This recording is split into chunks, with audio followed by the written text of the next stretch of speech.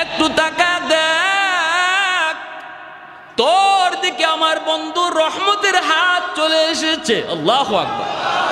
যে নবীর হাতের ইশারায় চাঁদ দ্বিখণ্ডিত হয়, সুবহানাল্লাহ।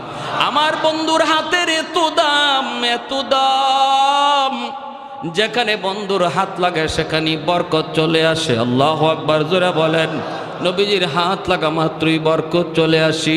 আল্লাহর নবী রহমতের নবী যায় বলেন, যাবের খানা আছে 4 জনের 5 জনের, মেহমান হয়েছে 1500, টেনশন করুন আরে যাবে, আমি নবী তোমার বাড়িতে আজকে মেহমান, আমার সাহাবেরও তোমার বাড়িতে মেহমান, খানা হলো তোমার পাতিলে মাত্র 4 জনের 5 জনের, মেহমান হলাম আমরা 1500। কোনো টেনশন নাই, পাতিলের বাক্সটা আমার সামনে হাজির করো। কোথায় তোমার গোশতের পাতিল, কোথায় তোমার রুটির পাতিল? মায়ার নবী দয়ার নবী হাত মোবারকের মধ্যে একটু লব মোবারক লাগাইয়া গোশতের পাতিলে লাগাইয়া ডাকনাটা নবী দিয়া বলে, যাবের শুধু গোশত নিবা নিবা, কখনো ডাকনা সরায় না। আল্লাহু আকবার। এ গর্ত আমার বন্ধুর হাতের এত দাম, এত দাম। রদ্দে শামস নামক কিতাবের ভিতরে লিখেন, তাবুক যুদ্ধ থেকে ফিরে আসার পথে আল্লাহ নবী বিশ্রাম নিতেছেন। আলী রাদিয়াল্লাহু তাআলা আনহুর উরুতের যুবক মায়ার নবী আলীর উরুতে ঘুমাইতেছেন। ওই অবস্থায় সূর্য হেলে গেছে, আসরের রক্ত চলে গেছে, অথচ আলী আসরের নামাজ পড়েন নাই, আসরের নামাজ পড়তে পারেন নাই। নবীজি আসরের নামাজটা পড়েই আলীকে বলেন, আলী ও আলী তোমার উরুতে একটু বিশ্রাম নিব। নবীও জানেন না আলী যে আসর পড়েন নাই, অথবা নবী জানলেও মনে করছেন একটু পরে ঘুম থেকে উঠে যাবেন, আলী আসরের নামাজটা পড়তে পারবে। কিন্তু না না, আমার আপনার নবীর চোখ লেগে গেল, ওরে আল্লাহর গোলাম, এমনভাবে চোখ লাগলো আর চোখ খুলল না। সূর্য ডুবে গেল, আসরের রক্ত চলে গেল। মায়ার নবী ঘুম থেকে উঠলেন, উইটে দেখেন আলীর চেহারাটা একদম বিমর্ষ হয়ে গেছে, কারণ নামাজ কাজা, ঠিক কিনা? খাঁটি একজন মুমিনের অন্তরে নামাজ কাজা হওয়া মাত্রই কলিজায় ব্যথা লাগবে। বুঝা গেল তার কলিজার ভিতরে নামাজের প্রতি মহব্বত ইমানের আলামত। এটা ইমানের আলামত। মাল ইমান ইয়া রাসূলুল্লাহ, ইযা সাররাতকা হাসানাতুকা ওয়া ইযা সাআতকা সাইয়্যাতুকা ফাআনতা মুমিন। আল্লাহ নবী ইমানের স্কেল বলে দিলেন। সাহাবী জিজ্ঞেস করে, নবী গো ইমান কাকে বলে, কাকে বলে, কাকে বলে? আল্লাহর নবী বলেন, যখনই কোনো নেক কাজ করবা তখনই দেখবা দিলে শান্তি লাগে, আর গুনাহ হলেই অন্তরে অশান্তি লাগে, বুঝবা তোমার কলিজায় ঈমান আছে। আর যদি গুনাহ করার পর কলিজায় ব্যথা না লাগে, বরং আরো অন্তরে খুশি হও, কষ্ট বড় আফসোস। আজকে আমাদের যুবক ভাইদের দিকে তাকাইলে অন্যায় করতেছে হাসতে হাসতে, অন্যায় করার আগেও কোনো অনুভূতি নাই, গুনাহ করার পরেও কোনো অনুশোচনা নাই। নবী বলে ইমানের আলামত না, এটা ইমানের আলামত না রে যুবক। তোমার খাতিরে আল্লাহ আসমান বাঁচায় রাখছে, জমিন বাঁচায় রাখছে। রব্বুল আলামিন কয়ে, রে জমিন থাম থাম, জমিনে যেই পরিমাণ গুনাহ হয় এই হারে যদি জমিনে গজব আসতো বহু আগেই জমিন ধ্বংস হয়ে যাইত। কিন্তু এরপরও আমি আল্লাহ কেন জমিন ধ্বংস করি না জাননি? ওয়াশাবাবু খুশা, জমিনে এমন কিছু যুবক আছে যেই যুবকের কলিজায় আমি আল্লাহর ভালোবাসা, যেই যুবকের কলিজায় আমি আল্লাহর ভয়, যেই যুবক যৌবনে আমি আল্লাহকে ভয় করে চলে, অন্যায় কাজে যায় না, মদ গান্ধার দিকে যায় না, বাপ মার সাথে বেয়াদবি করে না, মুরব্বীদের সাথে খারাপ আচরণ করে না, গান বাজনার আয়োজন করে না, না না, ওই যুবককে মসজিদে পাওয়া যায়, উলামায়ে কেরামের সাথে চলতে দেখা যায়। অথচ যৌবনের চাহিদা ছিল তার গুনার দিকে দৌড়ানো, সেই পাগলা গোড়ার লাগাম টেনে ধরছে। রব্বুল আলামিন বলে, ফেরেশতারা শুন শুন, ওই যুবকের কলিজার দিকে যখন আমি আল্লাহ তাকাই তখন এই জমিনের প্রতি আমার মায়া লেগে যায়। এখনো জমিনে এমন কিছু যুবক বন্ধু পাওয়া যায় যৌবনের পাগলামি করে না, করে না। যৌবনে দাওয়াত ও তাবলীগের সময় লাগায়, হালাল ব্যবসা করে, না না হারাম প্রেম ভালোবাসার দিকে যায় না। এ যুবক, তোমার কি একটুও কলিজাটা নরম হয় না রে যুবক?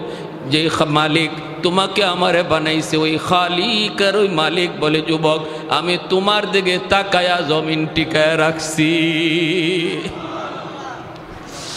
ভাইরা আমার, আলী রাদিয়াল্লাহু তাআলা আনহুর চেহারা বিবর্ণ হয়ে গেল। আল্লাহ নবী বলে, আলী তুমি কি আসরের নামাজ পড়ো নাই? আলী বলেন, ইয়া রাসূলুল্লাহ নামাজ পড়তে পারি নাই। নবী বলে, কেন? আমাকে তুমি ডাক দিলা না কেন, জাগাইলা না কেন? আলী কয়, নবী গো কলিজায় জিজ্ঞেস করেছিলাম, এ আলীর কলিজা বল, তুই কি নামাজের জন্য তুই নবীরে ডাক দিবি নাকি নবীরে ঘুমাইতে দিবি? কি করবে তুই বল। কিন্তু আমার মন বলে না রে আলী, নামাজ কাজা হয়ে যায় তোর হয়ে যাক, তবুও রহমতের নবীর ঘুম ভাঙ্গাইস না। মায়ার নবীর ঘুম ভাঙ্গাবি না, মায়ার নবীর ঘুম তুই ভাঙ্গাবি না রে, নামাজ তোর কাজা হয়ে যায় হয়ে যাক। এই কথা বলতেই আল্লাহ নবী হাত উঠায় দিছে আসমানের মালিকের দিকে। ওগো মালিক, আমার আলী আজকে আসরের নামাজ পড়তে পারে নাই, নিজের কারণে নয়, আমি নবীর কারণে, তোমার বন্ধুর কারণে। ও মালিক, আমি হাত উঁচায় রাখলাম, এই হাত জমিনে আর নামাবো না গো। ডুবন্ত সূর্য আবার তুমি আকাশে উঠায় দাও, যেন আলী আসরের নামাজ ঠিক টাইমে পড়তে পারে।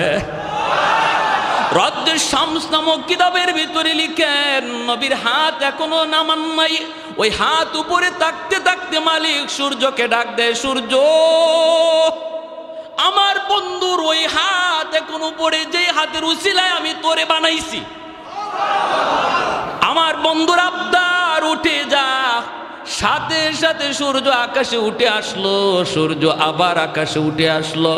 ডুবে যাওয়া সূর্য নবীর হাতের উসিলায় আবার উঠে গেল। আল্লাহু আকবার। আলী ঠিক টাইমে নামাজ পড়লেন। ওই নবী যখন হাত বাড়ায় গর্তের দিকে, আল্লাহ কয়ে, রে গর্ত, আমার বন্ধুর হাত চলে এসেছে, এখন আর রশি নয়, মুই নয়, অন্য কোনো মানুষের হাতও নয়, আমার বন্ধুর হাত তোর ভিতরে চলে এসেছে, আর দেরি করবি না, আবু জাহেলরে উপরে উঠায় দে। লিফটের মতো মাটি আবু জাহেলরে উপরে উঠায় দিছে, আর আমার আপনার নবীর হাত ধরছে, নবীজি টান দিয়া তার উপরে উঠায় নিছে। कौनैन मुख्तार खुदा तुमको बनाया, कौनैन मुख्तार खुदा तुमको बनाया, उम्मत का निगाहबान खुदा तुमको बनाया, उम्मत का निगाहबान खुदा तुमको बनाया। मौला मेरा आका मेरा रहमत के नबी है, तजदार मदीना है तो माहे अरबी है, तजदार मदीना है तो माहे अरबी है। अशजार ने देते हैं नबूवत के शहादत, तशकीक कमर में है तो अंगुल की इशारात, तशकीक कमर में है तो अंगुल की इशारा। अल्लाहु আকবার জোরে বলে। নবী কয়, চাচা এবার কালেমাটা পড়ালান। গর্তের ভিতর থেকে ওয়াদা দিছিল উঠলেই কালেমা পড়বো, ঠিক না? নবী কয়, চাচা তুলসী তো, এবার কালেমাটা পড়েন। মায়ার নবী কত চেষ্টা করছেন প্রিয় মানুষগুলাকে, রক্তের মানুষগুলিকে হেদায়েতের পথে আনার জন্য, কত আপ্রাণ চেষ্টাই না মায়ার নবী করছেন। তারপর নবী বলেন, চাচা গো, ও চাচা আমি তো আপনার কথা মানছি, এবার একটু আমার কথাটা মানেন। আবু জাহলকে, বাতিজা রে, তুমি যে অত বড় জাদুকর আগে জানি না। কপালে কি নাই? কি নাই? ইন্নাকা লা তাহদি মান আহবাবতা ওয়ালাকিন্নাল্লাহা ইয়াহদি মান ইয়াশা। আল্লাহকে বন্ধু, হেদায়েত এটা কোনো মানুষের হাতে আমি রাখছি না, এটা শুধু আমার হাতে। তোমার কাম দাওয়াত দেওয়া, কে নিব আর কে নিব না এটা জানি আমি আল্লাহ। উলামায়ে কেরামের কাম হলো ওয়াজ শোনানো, উলামায়ে কেরামের কাজ হলো হক বাতিলের পরিচয় জানানো, উলামায়ে কেরামের কাজ হলো আলো অন্ধকারের পরিচয় শোনায়া দেওয়া, জানায়া দেওয়া। মানবে কে আর মানবে না কে এটা কার হাতে? আমাদের দায়িত্ব লাস্তা আলাইহিম বিমুসাইতির, দারোগা নই, পিটানো আমাদের দায়িত্ব নয়, জোর করো আমাদের দায়িত্ব নয়। আমাদের দায়িত্ব শুধু শোনায় দেওয়া, ভালো অন্ধকার পরিচয় শোনায় দেওয়া। যে দায়িত্ব মায়ার নবীর ছিল, উলামায়ে কেরাম সেই দায়িত্ব নিয়ে মাঠে ময়দানে কাজ করে। কিন্তু কারা আসবে আর কারা আসবে না সেটা কার হাতে? এজন্য এত সুন্দর আখলাকওয়ালা নবী, যে নবীর আদর্শ আমার জীবনের প্রতিটা সেক্টরে আমি প্রতিনিধি, জনপ্রতিনিধি, দায়িত্বশীল।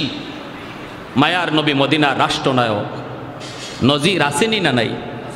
আদর্শের নজির আসেনি না নাই?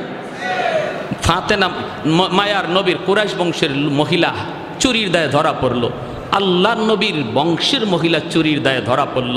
এইবার চুরির অপরাধ কি হাত কেটে দেওয়া? কিন্তু এই মহিলার হাত কাটলে কুরাইশ বংশের ইজ্জত যায়, নবীর বংশের ইজ্জত যায়। সাহাবায়ে কেরাম মায়ার নবীর কানে এই কথাটা কে শোনাবে? নবী গো, এই মহিলাটার বংশ আপনার, অতএব হাত কাটতেন না, বিচারটা একটু হালকা করা যায় কিনা, এই কথাটা নবীর কানে কে শোনাবে? সবাই মনে করতেছে শোনানো দরকার, কিন্তু শোনাবে কে? কেউ এই দায়িত্ব নেয় না। আবু বকর সিদ্দিককে বলা হয়, সিদ্দিক আপনি যান, আপনি নবীর হিজরতের সাথী। সিদ্দিক আকবর বলে আমাকে সব করতে বলো, এটা পারবো না, কারণ এটা পারবো না। হযরত ওমরকে বলে ওমর যাও, ওমর বলে আমি সব পারবো, এটা পারবো না। ওসমান বলে আমি পারবো না, আলী বলে আমি পারবো না, কেউ বলে আমি পারবো না। শেষ পর্যন্ত সাহাবীরা সিদ্ধান্ত নেয়, একটা ছোট বাচ্চা নিপাও দেখো, যে বাচ্চাটারে মায়ার নবী মায়া করে, অনেক আদর করে, আর তারে আমরা মুখস্থ করাইয়া কথাটা পাঠাই।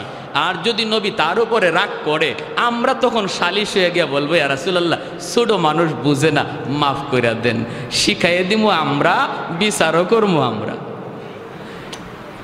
এবার আল্লাহ নবীর কাছে পাঠানো হলো ছোট্ট একটা বাচ্চাকে, যার নাম হলো উসামা ইবনে যায়েদ, নবীজির নাতি, পালক পুত্র যায়েদ ইবনে হারেসা রাদিয়াল্লাহু তাআলা আনহুর ছেলে, যার নাম ছিল উসামা। নবীজির নাতি হাসান হুসাইনের মতোই, হাসান হুসাইন নবীজির মেয়ের ঘরের নাতি, আর ছেলের ঘরের নাতি অর্থাৎ পালক পুত্র যায়েদ ইবনে হারেসা, ওনার ছেলে উসামা, এনাকেও নবীজি কাঁধে নিয়ে নিয়ে ঘুরতেন, আদর করতেন। নাতি, ওই নাতিরে সবাই ডাইকে আনছে, উসামা তুমি ছোট মানুষ হইলো, তোমার বুঝ ভালো আছে, একটা কথা যায় দাদারে বলো, কারণ দাদা নাতির একটা মায়ার সম্পর্ক থাকে, একটু তুমি যায় বলো।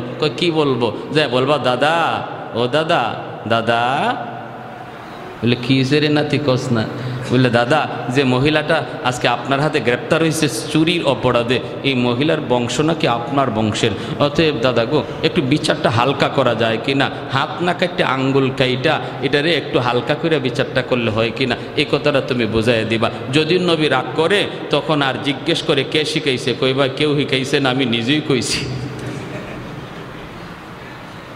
ওসামা গেছেন গে আল্লাহ নবীর কাছে, যেই মাত্র বলছেন, হাদিস শরীফে আসছে মায়ার নবীর চেহারা মোবারক লাল হয়ে গেছে গুসায়, নবীজি বসা থেকে দাঁড়ায় গেছেন। সুবহানাল্লাহ, কি বিচার ব্যবস্থা ছিল! আর আজকে আমরা নিজের লোক হইলে, নিজের পরিবারের লোক হইলে, নিজের গোষ্ঠীর লোক হইলে, নিজের মুখ চেনা লোক হইলে বিচার হালকা হয়ে যায়। আয় হায়, এ কি আমার নবীর আদর্শ ছিল? মায়ার নবীর চেহারা লাল হয়ে গেল, নবীর চেহারা লাল হয়ে গেল, বসা থেকে উঠে গেলেন। আর নবী বলতেছেন, ওসামা আমি ভালো করেই বুঝতেছি এটা তোমার কথা নয়, এটা আমার সাহাবীরা শিখিয়ে দিছে।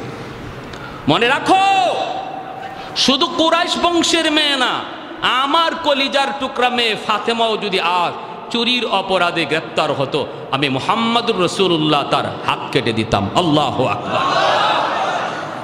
আল্লাহ আমাকে ইনসাফ প্রতিষ্ঠা করার জন্য পাঠাইছে, বেইনসাফি করার জন্য নয়। গরিবের ক্ষেত্রে একরকম বিচার, আর ধনীর ক্ষেত্রে আরেক রকম বিচার।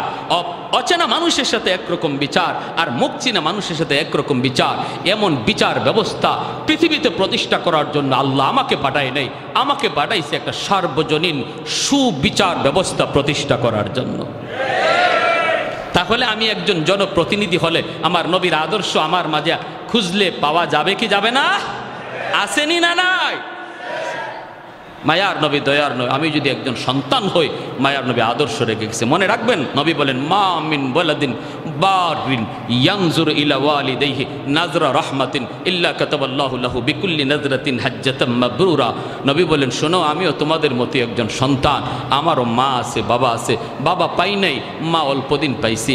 উম্মতেরা শোনো, মায়ার নজরে, মায়ার নজরে শুধু বাপ মার চেহারার দিকে তাকায় রইছো তুমি, কোনো কথা না, শুধু একটু মায়ার নজরে তাকাইছো, আল্লাহ তোমার ওই নজরে নজরে কবুল হজের সওয়াব দান করবে। যে নবী জীবনে মিথ্যা বলেন নাই, ওই নবী বলে একজন সন্তান প্রতিদিন একটা কবুল হজ, প্রতিদিন অসংখ্য কবুল হজ তার আমল নামায় জমা করার সুযোগ রয়েছে। হাসরের মাঠে দেখবে তার আমল নামায় হজ, বলবে, মালিক আমি দুনিয়ায় হজই তো করি নাই, এতগুলা হজ আসলো কোত্থেকে? আল্লাহ, এটা আমার আমল নামা না, এটা অন্য কারো আমল নামা। মালিক, তোমার ফেরেশতারা ভুল করে কারো আমল নামা আমাকে দিয়ে দিছে, আমারটা জানি কার কাছে দিয়ে দিছে। আল্লাহ বলবেন, কও কি তুমি? বলে, হো, তোমার ফেরেশতারা ভুল করছে, এটা আমার না। আল্লাহ বলবে, আমার ফেরেশতারা ভুল করে না, কেমনে তুমি কও ভুল? আল্লাহ, আমি জীবনে হজই করি নাই, অথচ আমার আমল নামা দেখা যায় 1000 2000 হজ। যে বাপমার দিকে বেশি বেশি তাকাইছে তার জীবনে লক্ষ হজ, আমল নামায় লক্ষ হজ। আল্লাহ, এটা আমার আমল নামা নয়, ফেরেশতারা ভুল করছে। রব্বুল আলামিন বলবে, বান্দা শোনো, আল্লাহ তখন, হাদিস শরীফে আসছে, আল্লাহ পাক তখন কুদরতি মুচকি হাসবেন। সুবহানাল্লাহ। তার কথা শুনে আল্লাহ কুদরতি মুচকি হাসবেন আর বলবেন, না, আমার ফেরেশতারা ভুল করে না বান্দা, যা দেখছো এটা তোমারই। এ আলী, কি হয়েছে খুলে কো? আল্লাহর কাছে এত প্রিয় হয়ে গেল তোমার ওই আমল, কি করছো রাস্তায়, ইডা কও। হযরত আলী বলে, ইয়া রাসূলুল্লাহ, আমি তো নির্ধারিত সময়ে বের হয়েছি গো মায়ার নবী। গলিতে আসা মাত্র একজন মুরব্বী মানুষ, এই মুরব্বী মানুষকে সম্মান দেখাইতে যাই আমার একটু দেরি হয়েছিল। নবী কয়, আলী রে, এইবার বুঝো মুরব্বীকে সম্মান করলে আল্লাহ কেমন খুশি হয়। আমি নবীর নামাজ আল্লাহ লম্বা করে দিছি। এ যুবক, এজন্য বলি বাবা সাবধান, বাপ মার সাথে বেয়াদবি করো না। বাবা মা তারাও আজকে মুরব্বী হয়ে গেছে, তারাও আজকে মুরব্বী, সমাজের মুরব্বী বাবা, যারা বাবার বন্ধু, যারা বাবার বয়সের, তাদের সাথে বেয়াদবি করবা না, বেয়াদবি করবা না, কারণ তাদের অন্তরের দোয়া তোমার সামনের জীবনের পথ আল্লাহ সুন্দর করে দিবে। এজন্য আল্লাহ পাক কয়, লাউলা মাশাইখু রুকা ওয়াশ-শাবাবু খুশা ওয়াল আতফালু রুদ্দা ওয়াল আনআমু রুত্তা লাজআলতুস সামাআ হাদিদা ওয়াল আরদা খাফসাফা ওয়াত তুরাবা রামাদা ওয়ামা আনজালতু মিনাস সামাই কাতরা ওয়ামা আনবাততু মিনাল আরদি নাবাতা বাল আনজালতু আলাইকুমুল আযাবা সাব্বা। আল্লাহ বলেন, যদি 4 শ্রেণী জমিনে না থাকতো, আমি আল্লাহ কত আগেই জমিনে লোহা বানায় দিতাম, আসমান রে লোহা বানায় দিতাম, জমিনকে আমি আল্লাহ তামা তামা বানায় দিতাম। ওয়ামা আনজালতু মিনাস সামাই কাতরা, এক ফোঁটা রহমতের বৃষ্টি আমি জমিনে দিতাম না। যদি এই 4 শ্রেণী জমিনে না থাকতো, জমিন থেকে একটা ফসল আমি উঠতে দিতাম না। বাল আনজালতু আলাইকুমুল আযাবা সাব্বা, পরপর পরপর জমিনে শুধু গজব আর গজব নামতো। দেখো না, গত সপ্তাহের আগের সপ্তাহে তুরস্ক সিরিয়ায় কত বড় ভূমিকম্প হয়ে গেল, জমিন 5 তলা 10 তলা বিল্ডিং গিলে ফেলল, 50,000-এর উপরে মানুষ জমিনের পেটে চলে গেল। আল্লাহ কই, এরকম ভাবে প্রতিদিন জমিন এরকম চায়, এরকম চায়, কিন্তু আল্লাহ কয়, এখনো এমন কিছু বৃদ্ধ বান্দা বান্দি, ওরা বৃদ্ধ বয়সে আমি আল্লাহর সাজদা দেয়। এখনো কিছু যুবক, যেই যুবক যৌবনে গুনাহ থেকে নিজেরে বাঁচায়, এদের দিকে তাকাইয়া আমি জমিন টিকায় রাখছি।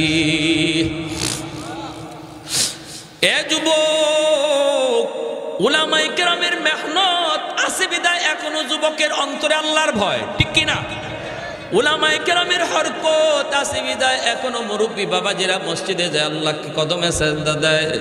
এখনো মসজিদে যায় মানুষ আল্লাহর কদমে সাজদা দেয়, তাহলে বোঝা গেল এই জমিন আল্লাহ টিকায় রাখছে আল্লাহর নামের উসিলা, আর আল্লাহ নামের পরিবেশ আল্লাহ টিকায় রাখছে উলামায়ে কেরামের উসিলা। এজন্যই উলামায়ে কেরামের কদর দরকার, ঠিক কিনা জোরে বলেন? উলামায়ে কেরামের কদর বেশি বেশি দরকার। উলামায়ে কেরামকে মহব্বত করব, উলামায়ে কেরামের কথা মতো চলব।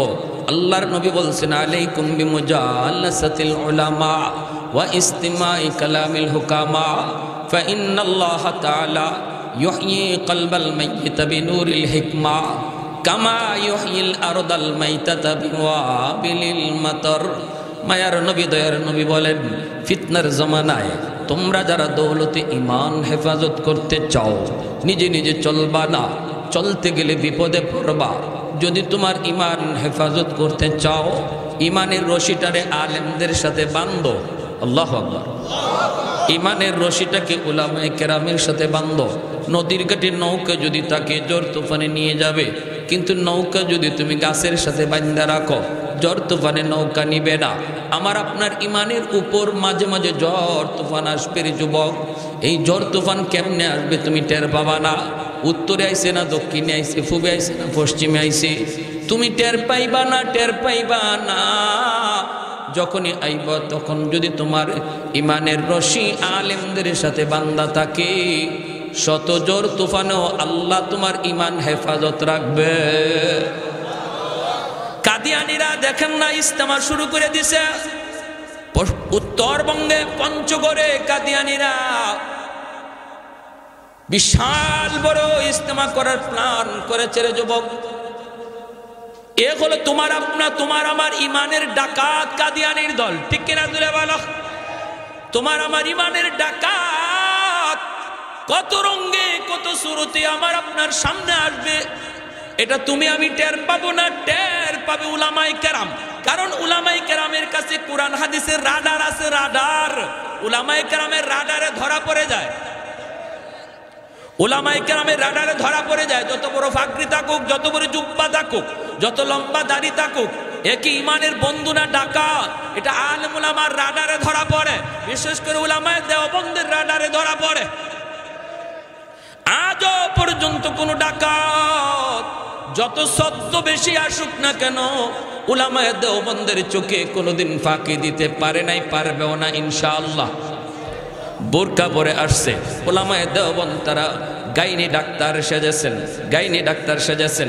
ডাকাত যেই সুরত ধরে আইছে, উলামায়ে দেওবন্দ সেই সুরতে ওরে ধরছেন, ঠিক কিনা? ঠিক কিনা? তাহলে বলুন কাদিয়ানীরা এরা মুসলমান না কাফের? আর একটু ধরে বলেন, মুসলমান না কাফের? কাদিয়ানীদেরকে যারা কাফের কইব না, এরাও কাফির।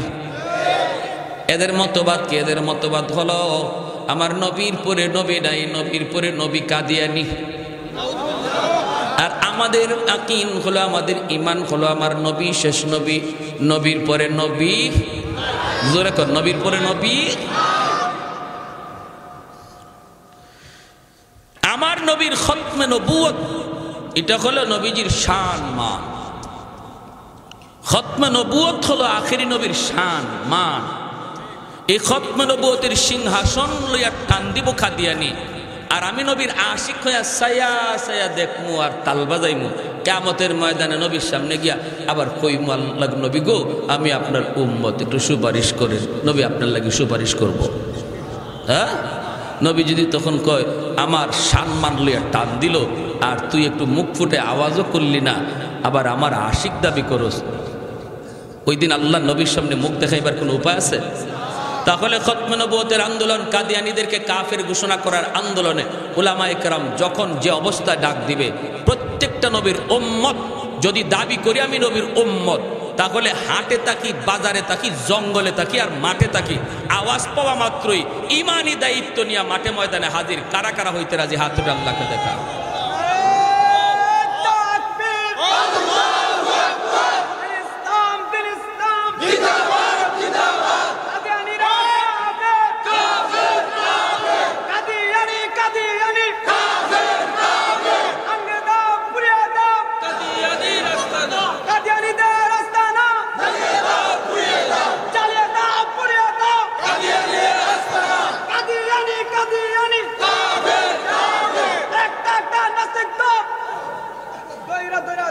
মাশাআল্লাহ। আমার ভাইরা সজাগ আছি তো? সবাই সজাগ আছি তো? হ্যাঁ, এটা খালি চৌকের সজাগ না, দিলের সজাগ বলতেছি। সব দায়িত্ব সব ঠিকাদারি যদি মেসাবকলে দিয়া দেন তাইলে হইব? আপনারা যদি সব দায়িত্ব আলেমুল আমারে দিয়া দেন, আল্লাহর কাছে নিজের জবাব দেওয়া যাইব? কিছু কিছু বিষয় আছে যেগুলা খালি হুজুরদের দায়িত্ব না, গোটা উম্মার দায়িত্ব, গোটা নবীর সমস্ত উম্মতের দায়িত্ব। এজন্য কাদিয়ানি বিরোধী আন্দোলন এটা সমস্ত উম্মতের উপরে এই দায়িত্ব ফরজ ফরজ ফরজ। কেউ বাঁচতে পারবেন না, কেউ বাঁচতে পারবেন না। আল্লামা আহমদ শফি রাহিমাহুল্লাহ আজকে দুনিয়ায় নাই, শেষ বয়সে এই ডাকটা দিয়া একটু গরম কইরা হায়াত পেয়ে বের পাইলেন না। পাকিস্তানের জমিনে কাদিয়ানীদেরকে কাফের ঘোষণা করা হয়েছে সংসদে, আর সেই কাদিয়ানীদেরকে সংসদে কাফের ঘোষণা করার জন্য লক্ষ লক্ষ নবীর আশিকের মিছিল বের হয়েছিল, আর সরকার গুলি করে 10,000 নবীর আশিককে শহীদ করেছে, যার বিনিময়ে পাকিস্তানের পার্লামেন্টে আইন করে কাদিয়ানীদেরকে কাফের ঘোষণা করা হয়েছে। আমি তো মনে করি বাংলাদেশে নবীর আশিক পাকিস্তানের চেয়ে কম না বরং বেশি আছে। আওয়াজ দিয়ে বলেন ঠিক কিনা?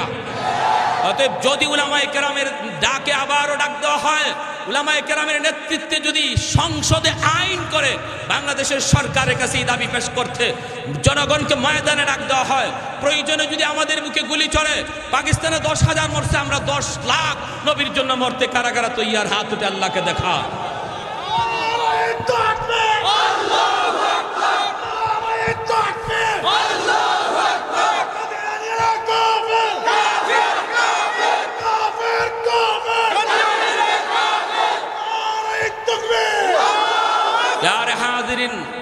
এজন্য বলি ইসলাম যেমন নরম তেমন, জোরে কোন, যেমন নরম তেমন।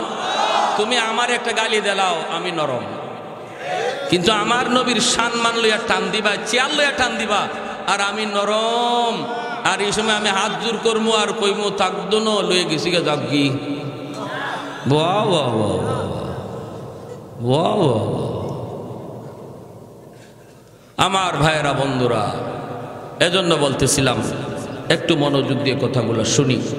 আল্লাহ বলেন, বান্দা আমারে খুশি কর, আমারে খুশি কর। তোর কাকে তোর উপরে খুশি এটা দেখা লাগবে না, তুই খালি দেখ আমি তোর উপরে খুশি কিনা। তোর উপরে কেডা খুশি এটা দেখিস না। আজকে আমরা এটা দেখকেই ভুল করছি। ভারত খুশি নি দেখো, পাকিস্তান খুশি নি দেখো, অমুক নেতা খুশি নি দেখো, অমুক দেশ খুশি নি দেখো। আল্লাহ কয়, হায় রে বুকার বুকা, তুই কি এটা তোর চিন্তা করার কথা ছিল? তোর চিন্তা করার কথা ছিল দেখো আমার আল্লাহ খুশি কিনা। আমি আল্লাহ যদি তোর উপরে খুশি থাকি, ওরা সব যদি তোর দুশ্মন হয়, বিন্দু পরিমাণ পশম নড়াইতে পারবে না। এই ইয়াকিন আসেনি না নাই? এই ইয়াকিন আমাদের দুর্বল হয়ে গেছে, এই ইয়াকিন আমাদের দুর্বলতা এসেছে, যার কারণে আল্লাহ নারাজ। আল্লাহ নারাজ। আল্লাহু ওয়ালিয়ুল্লাযীনা আমানু, আল্লাহ বলেন আমি আল্লাহ হলাম ইমানদারের বন্ধু। আল্লাহু আকবার, জোরে কর। এটা আল্লাহ নিজে ঘোষণা দিয়ে দিয়েছেন, বান্দা আমি আল্লাহ তোর বন্ধু, আমি আল্লাহ তোর বন্ধু। এইবার আমি আপনি আল্লাহকে বন্ধু বানাইতে হবে, আমি নিজেকে দাবি করতে হবে আমিও আল্লাহর বন্ধু। যদি এদূর হয় তাহলে বন্ধু বন্ধুকে সাহায্য করবে, এটা বন্ধুত্বের দাবি। বন্ধুকে যদি আরেকজন মানুষ পিঠায় আর বন্ধু যদি ছায়া ছায়া দেখে, তাহলে এটা বন্ধুত্বের সাথে নিমক হারামি। আপনারে ফিটায় আর আপনার বন্ধু ছায়া ছায়া তাল লয়, এটা কি বন্ধু? হ্যাঁ, তাহলে আল্লাহ যে বললো আমি তোমাদের বন্ধু, এখন আমাগরে ফিটাইতেছে, আমরা রক্ত ধরতেছে, আল্লাহ দি লড়েও না সরেও না, তো কের বন্ধু? প্রশ্ন জাগেনি না জাগে না? কঠিন ভাবে আল্লাহকে নারাজ করে ফেলেছি। আল্লাহ কই আমি তোর বন্ধু, আর আমি কই না ভারত আমার বন্ধু। আল্লাহ কই আমি তোর বন্ধু, কিন্তু আমি কই না আমেরিকা আমার বন্ধু, রাশিয়া আমার বন্ধু, চীন আমার বন্ধু। এই জন্য আল্লাহ কঠিন ভাবে নারাজ, কঠিন ভাবে আল্লাহ নারাজ হয়ে গেছে। আল্লাহ পাক কঠিন ভাবে নারাজ হয়ে গেছে। নারাজ হওয়ার কারণে আল্লাহ আমাদের থেকে মুখ ফিরায় রাখছে। এজন্য আমাদের রক্ত ঝরতেছে জমিনে, ফিলিস্তিনের জমিনে প্রতিনিয়ত মুসলমান ভাই রক্ত ঝরে। গাজার মানুষগুলি রাতে ঘুমাইতে পারে না রে যুবক, তুমি আর আমি ঘুমাই, কিন্তু মা সারাটা রাত জায়গা জায়গা সন্তানের মাথার পাশে পাহারা দে, কখন জানি দুশ্মনের বুলেট এসে করে পড়ে। আমি আপনি যখন আর্জেন্টিনা ব্রাজিলের খেলা নিয়ে মত্ত, ওই রাতেও ফিলিস্তিনে একজন মুসলিম যুবক অসুস্থ বাবার ঔষধ আনতে হাসপাতালে না গেছে, ফার্মেসিতে বাবার জন্য ওষুধ আনতে গেল। ওই যুবক বাবার জন্য ওষুধ নিয়ে আনতে পারে নাই, বরং বাবার কাছে লাশ হয়ে ফিরছে ইহুদিদের গুল্লির দ্বারা। আমারে আর তোমারে আর্জেন্টিনার খেলা নিয়ে পাগল কইরো না, কারণ তোমারে আমারে ওই বাচ্চার খাতিরে আল্লাহ পালতেছে, আল্লাহ খাওয়াইতেছে। নতুবা আমার আর তোমার যেই পরিমাণ গুনাহ, যেই পরিমাণ অন্যায়, যেই পরিমাণ জুলুম, আমি তুমি ধ্বংস হয়ে যাইতাম, আমি আর তুমি ধ্বংস হয়ে যাইতাম। আল্লাহ বাঁচায় রাখছি। এ যুবক, ওই যুবকগুলি, যেই যুবক মসজিদে যায় যেই যুবক যৌবনে দাঁড়িয়ে রাখে, তারে বন্ধু বানাও, তার সাথে সময় কাটাও। আল্লাহ তার উসিলায় জমিন টিকায় রাখছি। বন্ধু বানাইবা তো নামাজি বন্ধু দেখে বন্ধু খুঁজো না, না অন্যায় কাজে যেই যুবক দৌড়ে তার বন্ধু বানায় না, তার সাথে চইল না। যদি অন্যায়ের সংখ্যা বেড়ে যায়, যদি গান বাজনার আয়োজন করেন না, যুবকের সংখ্যা জমিনে বেড়ে যায়, তাহলে পৃথিবীর হায়াত আল্লাহ কমায় দিবে। পাঁচটার হলো বৃদ্ধ বাবাজিদেরকে মায়া কইরো, শ্রদ্ধা কইরো, ইজ্জত কইরো। সাবধান সাবধান, চুল দাড়ি পাকা হয়ে গেছে, ওই মুরব্বী বাবাজিদেরকে দেখলে পরে শ্রদ্ধা কইরো, সালাম দিও, ইজ্জত কইরো, চোখ লাল কইরো না, চোখ লাল কইরো না, চোখ লাল কইরো না। কারণ ওই মুরব্বী বাবা কষ্ট করে রুকু করে, এই খাতিরে আল্লাহ তোমাকে আমাকে বাঁচায় রাখছে। মুরব্বীদেরকে আল্লাহ নিজে মায়া করে, আল্লাহ নিজে মায়া করে, মুরব্বীদেরকে আল্লাহ নিজে মায়া করে। এজন্যই তো হাদিস শরীফ আল্লাহর নবী বলেন, একজন দাড়ি পাকা, চুল দাড়ি পাকা মানুষ যখন আল্লাহর কাছে হাত উঠায়, আল্লাহ পাক তখন তারে দেখে আল্লাহ লজ্জা পায়। এজন্য মুরব্বীদের হাতের দোয়া আল্লাহর কাছে কবুল হয়ে যায়। মুরব্বীদের কাছ থেকে তুমি দোয়া নিবা, মুরব্বীদের দোয়ার উসিলায় আল্লাহ তোমার সামনের জীবনের পথ সুন্দর করে দিবে, ভবিষ্যৎ আল্লাহ উজ্জ্বল করে দিবে। কোনো মুরব্বীর কলিজায় ব্যথা দিয়া তুমি তোমার জীবন সাজাইতে পারবা না, কারণ মুরব্বীর দিলের ব্যথা আল্লাহর কাছে পৌঁছে যায়। আর যদি দিল থেকে দোয়া দেয়, দোয়াটাও পৌঁছে যায়। আলী রাদিয়াল্লাহু তাআলা আনহু মসজিদে নববীতে নামাজের জন্য বের হইছেন। ইমাম হলেন আমার আপনার নবী, রহমতের নবী হযরত আলী। ঘর থেকে বের হয়েছেন মসজিদে যে আল্লাহর নবীর পিছনে নামাজ পড়বেন। বের হয়েছেন ঘর থেকে নির্ধারিত টাইমেই, কিন্তু মসজিদে নববী যাওয়া পর্যন্ত একটা চিকন গলি আছে, গলিপথ। এই গলিপথটা এত চিকন, একজন গেলে আর একজন আইতে পারে না, আরেকজনের গায়ে টাচ লাগে, একটু সরায় যাইতে হয়। হযরত আলী রাদিয়াল্লাহু তাআলা আনহু তিনি বের হয়েছেন, গলিতে ঢোকা মাত্রই দেখেন একজন মুরব্বী মানুষ লাঠিতে বর দিয়া কোমর তার বাঁকা হয়ে গেছে, লাঠিতে বর দিয়া সে এই গলিপথ পার হইতেছে। এখন হযরত আলী চিন্তায় পড়ে গেলেন, আমি যদি আল্লাহর নবীকে প্রথম রাকাতেই নবীকে ধরতে হয়, তাহলে আমাকে একটু দ্রুত যাওয়া লাগবে, আর তাড়াতাড়ি গেলে এই মুরব্বী চাচাকে একটু ধাক্কা দিতে হবে, অথবা বলতে হবে একটু সাইড দেন, এতটুকু বলতে হবে। আর যদি না বলি তাহলে আমার আল্লাহ খুশি হবে। আল্লাহু আকবার। কারণ মুরব্বীকে আল্লাহ মায়া করে, আল্লাহ মায়া করে, আল্লাহ সম্মান দেয়। আল্লাহ যারে সম্মান দেয়, আমি আলীও তারে সম্মান দিব। দরকার হয় এক রাকাত নামাজ ছুটে যাক। মুরব্বীকে আল্লাহ সম্মান দেয়, আমিও সম্মান দিব। প্রয়োজনে আমার এক রাকাত যদি নামাজ ছুটে যাক।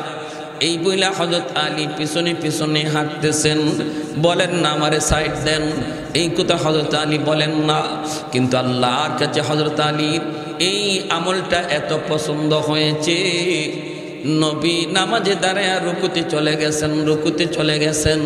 যেই মাত্র নবী রুকুতে গেছেন এমনি আল্লাহ জিব্রাইলকে পাঠায়, কয় জিব্রাইল যাও আমার বন্ধুকে রুকুতে যায় বলো রুকু যেন লম্বা করি, কারণ আমার আলী এখনো নামাজে শরীক হয় না। জিব্রাইল আমিন আইসে কই মায়ার নবী গো, ওগো নবীজি মাথা তুলবেন না, ওগো নবী মাথা তুলবেন না, কারণ আপনার আলী এখনো রাস্তায়। আল্লাহ নবী নামাজের ভিতরে অবাক হয়ে গেলেন, আলীর জন্য আল্লাহ আমারে নামাজ লম্বা করতে কয়, রুকু লম্বা করতে কয়, যেন আলী রাকাত পাওয়া হয়। নামাজে নবীজি আর কিছু বললেন না, কথা বলা তো যায় না। নবীজি রুকু লম্বা করতেছেন, জিব্রাইল আমিন নবীর পাশে দাঁড়ায় রইছেন। যেই মাত্র আলী তিনি মায়ার নবীকে আইসা রুকুতে পাইছেন, তখন জিব্রাইল কই নবী গো মাথা উঠার, আপনার আলী আপনারে রুকুতে পায়া গেছে। সুবহানাল্লাহ। हैदार तेरा नाम से इस्लाम रहेगा, हैदार तेरा नाम से इस्लाम रहेगा। एक नंबर शर्त আল্লাহকে খুশি করার জন্য ঈমান লাগবে। ওয়াকানু ইয়াত্তাকুন, দ্বিতীয় শর্ত আল্লাহ বলেন আমি আল্লাহরে খুশি করার জন্য 2 নম্বর শর্ত তোমার কাছে তাকওয়া লাগবে। দৌলত তাকওয়া। তাকওয়া কাকে বলে? তাকওয়া বলে আল্লাহর ভয়, অন্তরে আল্লাহর ভয়। যে মানুষ আল্লাহর ভয়ে নিজেরে গুনাহ থেকে বাঁচায় রাখে এই মানুষই মুত্তাকি। আর এটাকেই তাকওয়া বলে, এটাকেই তাকওয়া বলে। আল্লাহর ভয়ে একটা ছোট্ট গুনাহ থেকে বাঁচা থাকা, একটা ছোট গুনাহ থেকে বাঁচা আল্লাহর কাছে কত প্রিয় জানেন? লাতারকু যাররাতিন মিম্মা নাহাল্লাহু আফজালা মিন ইবাদাতিস সাকালাইন আও কামা ক্বালা নবী আলাইহিস সালাম। নবীজি বলেন মানব দানবের যত নফল বন্দেগী আছে সমস্ত নফল বন্দেগীর চেয়েও একটা ছোট্ট গুনাহ থেকে নিজেরে বাঁচায় রাখা আল্লাহর ভয়ে, এতে আল্লাহ বেশি খুশি হয়, এতে আল্লাহ বেশি খুশি হয়। আমরা এটা জানি না। আমরা নামাজও পড়ি, মিসাও পড়ি, নামাজও পড়ি মাফে কমও দেই, ঠিক না? নামাজও পড়ি, নামাজও ঠিক আছে, গুনাহও ঠিক আছে। আর আমি মনে করতেছি মাশাআল্লাহ আমার মতো এমন আল্লাহর প্রিয় বান্দা কয়জন আছে, কিন্তু আল্লাহ বলে না, এর দ্বারা আমার প্রিয় হওয়া যায় না। আমার প্রিয় যে মানুষটা ফরজ নামাজ পড়লো, নফল বেশি পড়ে না, কিন্তু গুনাহ করে না, আল্লাহ তারে বেশি পছন্দ করে, আল্লাহ তারে বেশি পছন্দ করে। তসবিহও জপলাম, মিছা কথাও কইলাম, এটা আল্লাহর কাছে পছন্দ না। একজনে তসবিহ জপার টাইম পায় না, কিন্তু মিছা কয় না, তারে আল্লাহ বেশি ভালো পায়। কথা বুঝে আসছে? হ্যাঁ, মায়ার নবীর এই হাদিসটা বুঝছেন যে শুধু মানুষের নফল বন্দেগী না, জিন সহ যত নফল বন্দেগী আছে সব নফল বন্দেগীর চেয়েও আল্লাহর কাছে গুনাহ ছাইড়া দেওয়া বেশি প্রিয়। আল্লাহ এত বেশি খুশি হয়। আর এই গুনাহ ছাড়ার অভ্যাস যার মধ্যে যত বেশি হয় আল্লাহ তার প্রতি তত খুশি হয়, আর তার নাম ওলির খাতায় তাড়াতাড়ি উঠাইয়া দেয়। যার জিন্দিগিতে যত বেশি গুনাহ ছাড়ার অভ্যাস হবে আল্লাহর কাছে সে তত বড় ওলি হয়ে যাবে। ওলি হওয়ার মাপকাঠি গুনাহ ছাড়া, ওলি হওয়ার শর্ত হলো গুনাহ ছাড়া। একজন গুনার সাগরে ডুবিয়া গুনাহ কইরা নিজেরে যত বড়ই ওলি দাবি করুক, সে কখনো আল্লাহর ওলি হতে পারবে না, ঠিক কিনা? মারিফতের সাগরে ডুব দেখ আর যাই দেখ, যদি চুলে জটা লাগায় হাঁটে, নামাজ নাই, কালাম নাই, রমজানও বিড়ি টানে, আর দাবি করে আমি মারিফতের সাগরে আছি, আমি আল্লাহরে পেয়ে গেছি, আল্লাহর কোরআনের ভাষায় এক টাটকা একটা মিথ্যাবাদী। বুঝে আসছে ভাই? এজন্য তেলাওয়াতকৃত আয়াতের সরল তর্জমা কইলাম। তাহলে আমরা কি বুঝলাম? ওলি মানে কি? আল্লাহকে খুশি করা। ওলি মানে আল্লাহকে খুশি করা। আল্লাহকে খুশি করা এই দুনিয়ার মধ্যে সবচেয়ে সহজ। মানুষকে খুশি করা এত সহজ না, মানুষকে খুশি করা কঠিন। এটা যারা বুঝছে এরা টের পাইছে, ঠিক না? একজন মেম্বারের চেয়ারম্যান কিতাব বাপরি বাপ এই জগৎ যে কঠিন, সাথে সাথে ফলটি লইলায়। হ্যাঁ, মানুষে খুশি করে 5 দিন গল্লিফ খাওয়াইবেন, একদিন খালি খাওয়াইছেন না, কব এর মতো বাটফার নাই। 5 দিন যে আপনি খাওয়াইছেন এই খবরই নেই, একদিন খালি খাওয়াইছেন না, সাথে সাথে পোল্ট্রি। এজন্য মানুষকে খুশি করা খুব কঠিন। ঘরের ম্যাডামরাও খুশি করা কঠিন না। 5 দিন সোনো পাউডার আনবেন, একদিন খালি আনবেন না, কইব তোমার ঘরে কুন্তুই পাইলাম না, শেষ ডাইল একদিনে। মানুষকে খুশি করা যেমন কঠিন, মানুষের খুশি রাখাও কঠিন। খুশি না করে নিলেন আপনি, খুশি না করে নিলেন, কিন্তু এই খুশি ধইরা রাখা অনেক কঠিন। আল্লাহকে খুশি করাও সহজ, আল্লাহকে খুশি রাখাও সহজ। পৃথিবীতে এত সহজ আর কোনো কাজ নাই। মেম্বারি করতেও সময় লাগে, চেয়ারম্যানি করতেও সময় লাগে, ব্যবসা করতেও সময় লাগে, ফসল গড়ে তুলতেও সময় লাগে। সময় লাগে না শুধু এক কাজে, সেটা হলো আল্লাহকে খুশি করা। এতদিন পর্যন্ত আল্লাহ নারাজ। যদি আমি চাই যে এই মুহূর্তে আমি আল্লাহরে খুশি করবো, এই মুহূর্তেই সম্ভব। এতদিন পর্যন্ত আল্লাহ নারাজ, আল্লাহর আমি নারাজ করে চলছি। কিন্তু যদি এখন নিয়ত করে লাই যে না, আমি আল্লাহরে আর নারাজ রাখবো না, এখন খুশি করবো, এখনই সম্ভব। কথা বুঝছেন? কেমনে? আত্তাইবু মিনাজ যামবি কামান লা যামবা লা। আল্লাহর নবী বলেন, কেউ যদি এই কথাটা দিলে দিলে কয় মালিক যা করেছি জীবনে ভুল করেছি আর করব না, এই কথাটা কোনো ইমাম সাহেবের হাত ধরে বলতে হবে না, এই কথাটা কোনো চেয়ারম্যানের কাছে যাইও বলা লাগবে না, এতটুকু কথা মুখ দিয়ে উচ্চারণ করা লাগবে না।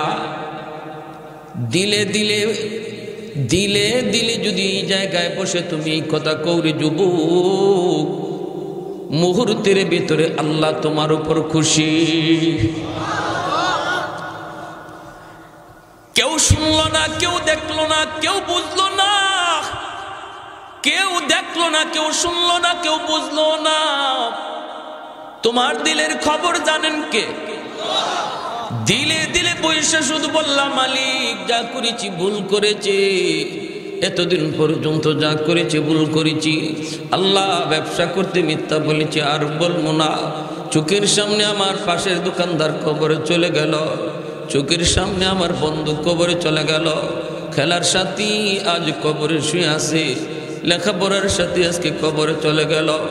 জানি না মালিক কোন দিন আমার ডাক আসে। মালিক আমি তওবা করলাম, আর জীবনে কোনোদিন মিথ্যা বলবো না, আর জীবনে কোনোদিন মাপে কম দিব না, আর জীবনে কোনোদিন কোনো মানুষে ঠকাইবো না। এই কথাটা তুমি দিলে দিলে এখানে বসে বলতে দেরি, আল্লাহ তোমার নাম মুহূর্তের ভিতরে অলির খাতায় লিখতে দেরি হবে না। আহাদুল লাইসা কামিসলি সামাদুল লাইসা কাফাদলি লিমানিল মুলকু তুগু ই তো সাজাওয়ার খুদাই, তো খুদাওয়ান্দে আমি নি তো খুদাওয়ান্দে ইয়াসারি, তো খুদাওয়ান্দে জামি নি তো খুদাওয়ান্দে সামাই, তো রাহিমি তো করিমি তো সামিঈ তো বসিরি, তো মুইজ্জি তো মুদিল্লি তো মালিকিল আরশি বাজাই, বরি আজ খুরদন ও খুফতন বরি আজ তুহমতে মরদন, বরি আজ বিমু উবিদি বরি আজ রঞ্জ বালাই। এত দয়া এত মায়া, এত দয়া এত মায়া, এজন্যই তো আল্লাহ পাক জমিনে ধমক দেয়া কই, জমিন আমার বান্দার বিরুদ্ধে তোরা কেউ নালিশ দিবি না। আমার বান্দা যত গুনাহ করুক না কেন, কখন কোন টাইমে তার দিলটা নরম হয়ে যায়, কখন কোন আলেমের পাশে বসে দিলটারে নরম করে দেয়, আর দিলে দিলে আমি আল্লাহর কাছে কান্দে, আমি কিন্তু মুহূর্তের ভিতরে তার সব গুনাহ মাফ করে অলির খাতায় তুইলা দিব। অতএব তোমরা জমিন, আমি আল্লাহর কাছে বান্দা বান্দির বিরুদ্ধে নালিশ দিবি না। জমিন প্রতিদিন আল্লাহর কাছে এইভাবে নালিশ দেয়, আলা কুল্লা ইয়াউমিন ওয়াল আরদু ইস্তাজিলু রাব্বাহু ওয়াল বাহরা ইস্তাজিলু রাব্বাহু ওয়াল মালাইকাতু ইস্তাজিলু রাব্বাহু। হাদিসে কুদসি আল্লাহ পাক বলেন, জমিন প্রতিদিন কয়, মালিক আর কত আমি জমিনের উপরে গুনাহ দেখব, মালিক আমার উপর দিয়ে জালেম যখন পায়ে খাইটা খাইটা যায়, আমি জমিন তার পায়ের কদম আর কত সইব। ও মালিক আর কত আমি অন্যায় দেখব, আর কত গানের আওয়াজ সইব, আর কত তোমার নাফরমানি আমি জমিন দেখব। আসবিরু ইলা মাতা আসবিরু, আমারও তো একটা ধৈর্য আছে মালিক, আর কত ধৈর্য ধরব। আমি দেখতেছি নাফরমান আমার উপর দিয়া হাইটা খাইটা দাপট দেখায় দেখায় যায়, জালেম দেখতেছি আমার উপর দিয়া জুলুম করে করে যায়। আল্লাহ আমি জমিন আর কত দেখবো, আর কত সইব। আবতালিউ ইবনা আদম ফি কারি, আমারে অনুমতি দাও ওই জালেম রে আমি গিলে ফেলি। আল্লাহ অনুমতি দাও আমি ওই 5 তলা 10 তলা বিল্ডিং গিলে ফেলি। আল্লাহ পাক রব্বুল আলামিন ধমক দেয়, আল্লাহ কয় শুধু জমিন না, ওয়াল বাহরা ইস্তাজিলু রাব্বাহু, সাগর মহাসাগরগুলি প্রতিদিন আল্লাহর কাছে এইভাবে আবদার করি। কক্সবাজার সমুদ্র সৈকত কতজন যায় গুনার আসর বসায় দেয়, এত বড় সাগর মুহূর্তের ভিতরে আল্লাহ চাইলে করে দুনিয়া ডুবাইয়া দিতে পারে। সিডর হলো বাংলার মানুষ দেখছে কত মানুষ মরল। মাঝে মাঝে এরকম সাগর উশৃঙ্খল হইয়া কখনো কখনো ছুটে চলে। আল্লাহ কই এরকম একদিন 2 দিন না, সাগর প্রতিদিন আমি আল্লাহরে কই, মালিক আমার সাগরের পারে যেই অন্যায়গুলা জালেমগুলি করে, যে গুনার আসর দ্বারা বসায়, আমি সাগর আর কত সইব। অনুমতি দাও আমি সাগর জমিনটারে পাক বানিয়ে দিই। এই নাপাক জমিন গুনাহগারের কারণে নাপাক হয়ে গেছি, আল্লাহ এই নাপাক জমিনে আমি পাক বানিয়ে দিই। আল্লাহ পাক রব্বুল আলামিন এইভাবে সবাইকে ধমক দিয়ে কয়, রে জমিন থাম থাম। এখনো জমিনে আমার এমন কিছু বান্দা বান্দি আছে যাদেরকে আমি আল্লাহ আমার নিজের হাত দিয়া বানাইছি। আমি আল্লাহ দেখি কি পরিমাণ গুনাহ জমিনে হয়, কি পরিমাণ অন্যায় হয়, কি পরিমাণ জুলুম হয়। আমি দেখি মসজিদে কয়জন নামাজে যায় আর নামাজের বাইরে কয়জন থাকে। আমি আল্লাহ সব দেখতেছি, এরপর ধরি না কেন জানোনি? এই মানুষকে আমি আল্লাহ আমার সকল সৃষ্টি জীবের ভিতরে সবচেয়ে বেশি আদর করে বানাইছি। আসমান আল্লাহ বানাইছেন কুন ফায়াকুন বইলা, জমিন আল্লাহ বানাইলেন কুন ফায়াকুন বইলা, ফেরেশতা আল্লাহ বানাইছেন কুন ফায়াকুন বইলা। কিন্তু আমারে আপনারে আল্লাহ পাক কুন ফায়াকুন বইলা বানাই নাই রে যুবক। আমারে আপনারে যখন আল্লাহ বানাইছে, আল্লাহ বলে খালাকতু বিয়াদাইয়া, আমি আমার নিজের হাত দিয়া তোমারে বানাইছি। কারণ এই চেহারার মধ্যে এত দামি কপাল, এই কপাল দিয়া বান্দা আমার কুদরতি কদমে সেজদা দিবে। এই কপালটার এত দাম, এই কপালটার এত দাম। এই কপাল ফেরেশতাদের হাতে বানাইলে হয় না, এই কপাল কুন ফায়াকুন বললে হয় না। আমি আল্লাহ এত দামি কপাল নিজের হাতে বানাইছি। এরপর কেন ধরি না জানোনি? জমিনে এখনো 4 শ্রেণী আছে। এই চারটা শ্রেণী জমিনে যতদিন থাকবে ততদিন আমি আল্লাহ জমিন টিকায় রাখবো। জোরে বলি সুবহানাল্লাহ। লাউলা মাশাইখ রুক্কা والشباب خشع والأطفال ردا والأنعام ردا لجعلت السماء حديدا والأرض خفصفا والتراب رمادا وما أنزلت من السماء قطرا وما أنبت من الأرض نباتا بل أنزلت عليكم العذاب صبا। আল্লাহ পাক রব্বুল আলামিন বলে জমিনের ভিতরে এমনও কিছু আমার বান্দা বান্দি আছি চুল দাড়ি সাদা হয়ে গেছি, কোমরে তার ব্যথা, হাঁটুতে তার ব্যথা, গায়ে তার শক্তি নাই, কিন্তু এরপরও আমি আল্লাহরে কষ্ট করে করে সেজদা দেয়, সেজদা দিতে কোমর বাঁকা করতে পারে না, রুকু করতে গেলে তার কষ্ট হয়। এরপরও আমার কিছু বান্দা বান্দি যাদেরকে আমি আল্লাহ বৃদ্ধ বানাই দিছি, এই বৃদ্ধ বয়সও কষ্ট করে যখন আমার সেজদা দেয়, তার সেজদার দিকে তাকাইলে জমিনের প্রতি মায়া লেগে যায়। ওয়াশবাবু খুশা, আল্লাহ পাক বলেন 2 নম্বর হলো জমিনে এমনও কিছু যুবক, এমনও কিছু যুবক পাওয়া যায় যৌবনের পাগলামি করে না, যৌবনে সে গুনার কাজে যায় না, যৌবনে বাপ মার সাথে বেয়াদবি করে না, অথচ যৌবনের চাহিদা ছিল অন্যায় করা, জুলুম করা, যৌবনের চাহিদা ছিল মারধর করা, যৌবনের চাহিদা ছিল জিনা ব্যভিচার করা, যৌবনের চাহিদা ছিল গানের আয়োজন করা।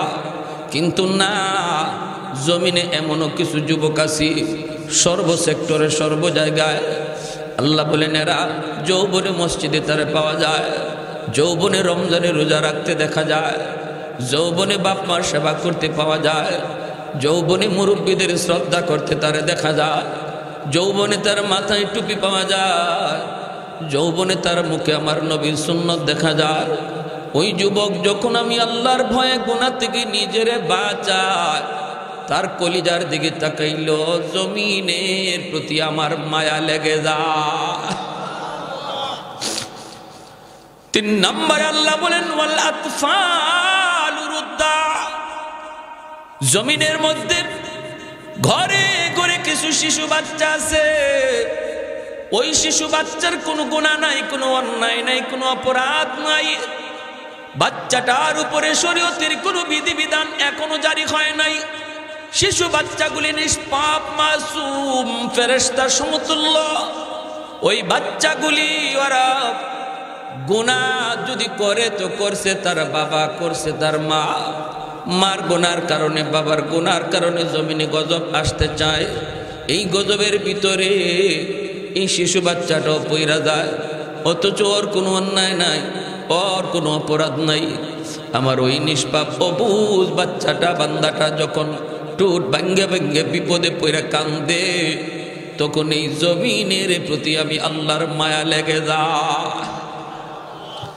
4 নম্বরে আল্লাহ বলেন ওয়াল আনআম রুদ্দা, জমিনের মধ্যে কিছু পশু পাখি আছে, জীব জানোয়ার হাইওয়ানাত আছে, এদের উপরে শরীয়তের কোনো বিধিবিধান নাই, গরু ছাগল হাঁস মুরগির উপরে নামাজ নাই, রোজা নাই, এদের কোনো অন্যায় নাই, অপরাধ নাই।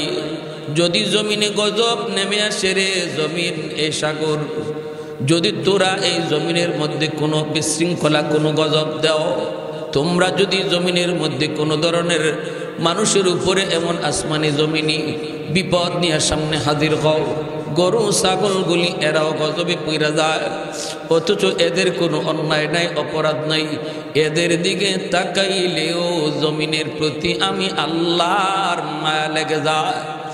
এজন্য গরু ছাগল হাঁস মুরগি পালেন, ঘরে পালবেন, গরুটারে অহেতুক মারবেন না। এ যুবক, প্রয়োজন ছাড়া হাইওয়ানের উপরে হাত উঠায়ও না, হাইওয়ান বুঝে না, কিন্তু আল্লাহ বলেন হাইওয়ানের খাতিরে আমি আল্লাহ তোমাদেরকে খাওয়া। শিশু বাচ্চাটারে মাইরো না, ঘরের অবুঝ শিশু বাচ্চাদের ধমক দিও না।